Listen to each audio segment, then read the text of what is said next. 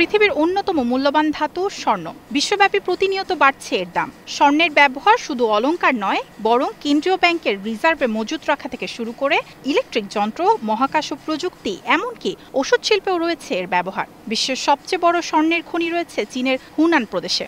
এছাড়াও Australia, Russia, মার্কিন যুক্তরাষ্ট্র, ইন্দোনেশিয়া, কানাডা, দক্ষিণ আফ্রিকা ও কঙ্গোতেও রয়েছে বড় বড় স্বর্ণের খনি।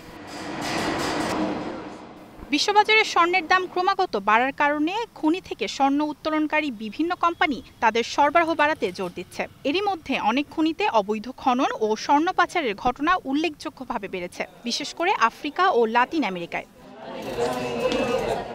বার্তা সংস্থা রয়টার্সের দেওয়া তথ্য অনুযায়ী আফ্রিকা মহাদেশে কঙ্গোর একটি কোম্পানি জানিয়েছে, টোয়াঙ্গিজা মাইনিংয়ে সোনার খনি দখল করেছে রুয়ান্ডা সমর্থিত M23 বিদ্রোহীরা। মে মাস থেকে এখন পর্যন্ত অন্তত 500 কিলোগ্রাম স্বর্ণ চুরি করেছে তারা, যার বর্তমান বাজার মূল্য প্রায় $70 মিলিয়ন।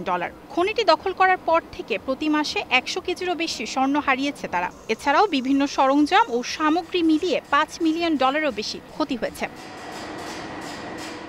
দক্ষিণ আমেরিকায় কলম্বিয়ার একটি খনি থেকে 3.2 টনের বেশি স্বর্ণ চুরির অভিযোগ করেছে ওই খনন পরিচালনাকারী চীনা রাষ্ট্রীয় মালিকানাধীন প্রতিষ্ঠান জিজিন মাইনিং, যার আনুমানিক মূল্য $200 মিলিয়ন।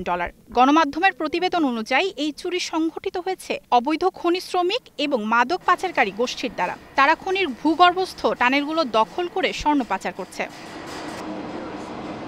বিশ্বব্যাপী স্বর্ণের চাহিদা যেমন বাড়ছে, তেমনি বাড়ছে অবৈধ খনন, চুরি ও সংঘাত। এর ফলে আর্থিক ক্ষতির মুখে পড়েছে কোম্পানিগুলো, তেমনি স্থানীয় নিরাপত্তাও হুমকির মুখে। এর সুদূরপ্রসারী প্রভাব পড়তে পারে বলেও সতর্ক করে দিচ্ছেন বিশেষজ্ঞরা। মায়াশিকা রহমান, স্টার নিউজ।